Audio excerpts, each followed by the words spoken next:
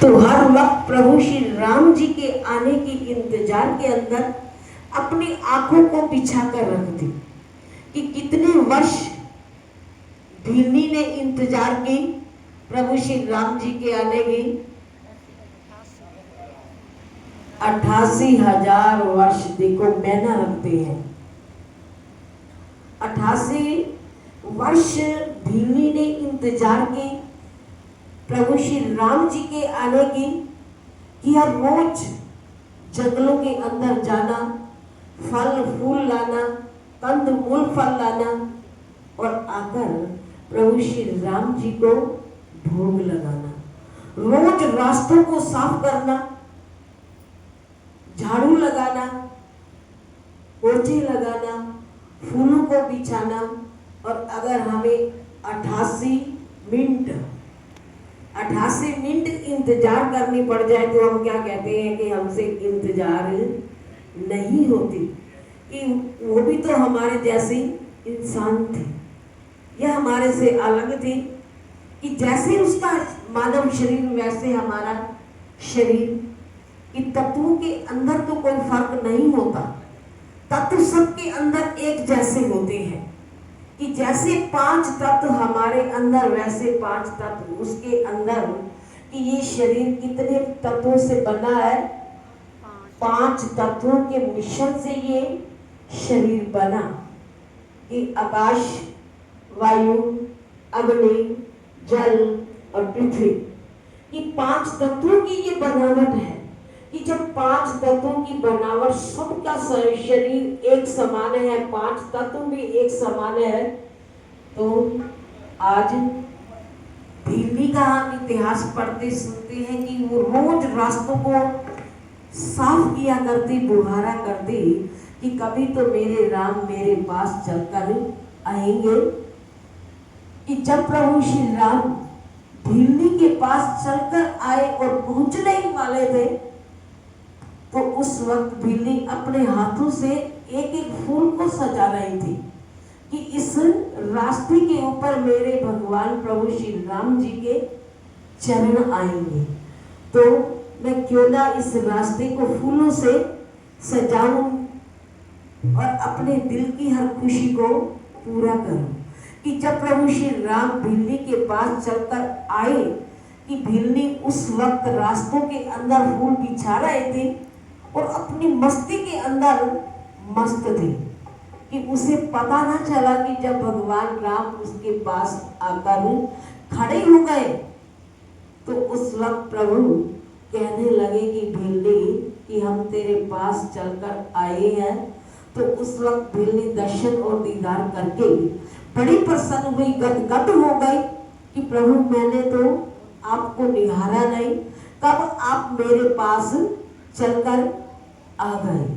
तो इसलिए बड़े ही सुंदर शब्दों के अंदर लिखा, मेरे राम ने आना है, श्री राम ने आना है, सदियों सजाने को मेरे राम आना है, सदियों सजाने को राम ने आना है, महाराज जी ने आना है, सदियों सजाने को।